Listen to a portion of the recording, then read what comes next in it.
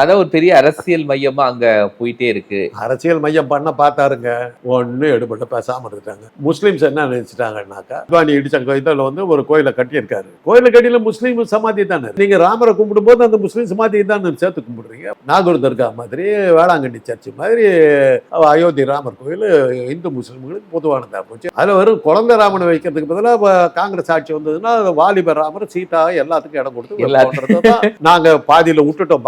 பாலராமனுக்கு தான் கட்டணும். காங்கிரஸ் வந்ததுன்னா கல்யாண ராமன் சீதாராமனுக்கும் கட்டுவாங்கிறது வந்து மோடி சொல்லியிருக்கு. மூன்றாவது முறையா மோடி ஆட்சிக்கு வந்தால் நாடு தாங்காது அப்படின்னு சொல்றது யாருன்னா, நிதியமைச்சர் நிர்மலா சீதாராமன் அவர்களுடைய கணவர் வர்காலா பிரபாகர். அவருடைய பேச்சுக்கு பாஜக தரப்புல இருந்து எந்த பதிலும் கொடுக்கல. நிர்மலா சீதாராமன் மேல ஒண்ணும் பண்ண முடியும். அவங்க RSS சேர்த்தாங்க. அவங்கள பத்தி கமெண்ட் எல்லாம் அடிக்க முடியும். அவங்களுடைய கணவர் தான் கணவர் பேசினாலும் ஒன்றும் பண்ண முடியாது. RSS சேர்த்தாங்க. மோடி ஏதாவது சொன்னாலும் மோடி வேலை விட்டு விடு. ஏற்கனவே மோடிக்கு அந்த கஷ்டம் இருக்குது.